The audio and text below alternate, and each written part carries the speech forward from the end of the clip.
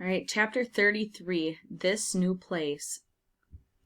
We have settled now into our Birmingham life. We live in a tidy brick house on one of those tidy tree-lined streets I saw from my window in the hospital. It is lovely, orderly, calm, and quiet. Too quiet. There are no children playing cricket in the alley, no men in the guest rooms arguing politics, no women on the back porch having a good gossip. My father, who was always the friends of all friends to the men in SWAT, has many visitors, but few real friends here. My mother, who cannot speak English like the rest of us, wanders perplexed through the shops inspecting the strange foods for sale. Kushal spends a lot of time alone in his room, wishing, I think, for his old life. And the other day I heard Atal, who has the sunniest nature of us all, crying because he had no one to play with. We are just a few feet away from the next house, but for all we know of our neighbors, it might as well be a mile. As my father said, we live in a neighborhood, but we rarely see the neighbors. When people go out, or whenever we go out, people approach us and ask to take a picture with me. I don't mind. I understand that people who come up to me are the same ones who gave me support when I needed it, and who give me courage now to keep going. It's so odd to be so well known, but to be lonely at the same time. Meanwhile, we have all adapted, little by little, to this new place. My father wears a handsome tweed blazer and brogues now when he goes to work. My mother uses the dishwasher. Kushal is having a love affair with his Xbox, and Atal has discovered Nutella. I still go to the hospital for regular physiotherapy sessions to learn how to move my facial muscles, and I'm told I may have more surgery ahead, but I don't think about it too much. One night, our family was out for a walk in the main shopping district in Birmingham. I was marveling at all the different types of people in the city. Unlike in Mignora, where everyone looks the same, here there were all kinds of people. Freckled-faced boys in soccer jerseys, black women with long braids, men in business suits, and women in business suits, conservative Muslim women in burqas, and young Muslim women in jeans and headscarves. All of a sudden, a young man called out to my father from behind us. We turned, and I saw that he had the dark features of a Pashtun. But he was wearing Western clothes. "Sir," I heard him say to my father, "I am from your tribe back home. I know who you are." My father extended his hand, happy to see a fellow countryman. The boy pointed to me. "Sir, we all cried for your daughter. We prayed for her," he said. "But what you are doing is not safe." My father looked puzzled. "You cannot be out this late in Birmingham," he said. "This city, at night, it can be dangerous." My father and I looked at each other. Then we explained to my mother what the boy had said. The poor boy was confused by our reaction. My father hugged him and thanked him, but we couldn't quite explain. How could this quiet, orderly place be unsafe compared with what we had come from?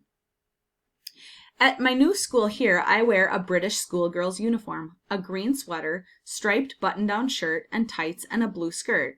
Most of the other girls wear their skirts short, but my skirt is down to my ankles, and I wear a headscarf as well. Luckily, there are a handful of Muslim girls in my class who do the same, so I don't stick out quite so much. But some of the other girls roll up their skirts even shorter as soon as they arrive at school and let them down again before they go home, and I think, what an interesting country this is, where some girls are free to cover their bodies and others are free not to. Here we also have projectors and laptops, videos and Wi-Fi, and classes such as music, art, and computer science, and even cooking, which I hate. It was a bit of a shock coming from Pakistan, where school was just a teacher and a chalkboard. At times, I wish I were back home, in that simple classroom with no computers, but then I think of how my old friends would love all this fancy technology and these special computers, but then sometimes I feel sad that my old friends don't have all the wonderful things students have here, and sometimes I feel sad they have what I don't, one another. There is something of a gap between me and my new schoolmates. Sometimes they make a joke and I don't get it. And sometimes I make a joke and they don't get it. Their manner with one another is quite free compared with the way girls are in Pakistan. I want to join in, I want to have fun, but I don't quite know how. And I cannot be too cheeky. I'm expected to be good. I am a good girl, I always have been, but now I tell myself I must be really good. So I take extra care with what I say and do. No one else is telling me to limit myself like this. If anything, the teachers here are always encouraging me to be free, to feel at home, but I'm not really free to be like other girls my age because of the way the world sees me. When you have such a public role and so many people counting on you, I believe you must act in a way that people expect of you. My life has become extremely busy. I am making books, documentaries, and speeches, and I am meeting interesting people, doing social media campaigns, and engaging in humanitarian work. I get to do so many exciting things and go to so many exciting places, but so much travel while trying to keep up with my studies and exams isn't easy. I am only human, and sometimes I get tired. Some days I wish I could just sit on the couch and watch Mind Your Language or Skype with friends, but I take the work I'm doing very seriously always.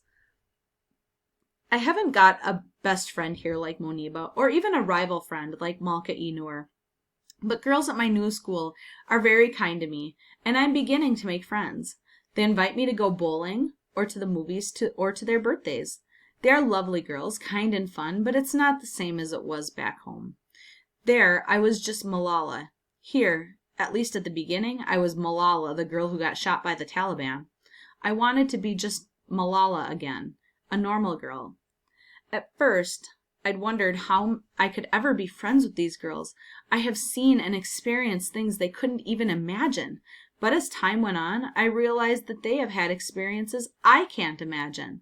What I'm finding is that we have much more in common than we have different, and every day we learn something new from one another. And every day I feel a little bit more like plain old Malala, just another girl in class. When the day is done and everyone files out for their buses, I think of a moment of the scramble at the end of the day at the Kushal school. I think of how we all tumbled out of the building into the Dinah that bumped and bounced along the crazy, crowded streets of Mignora.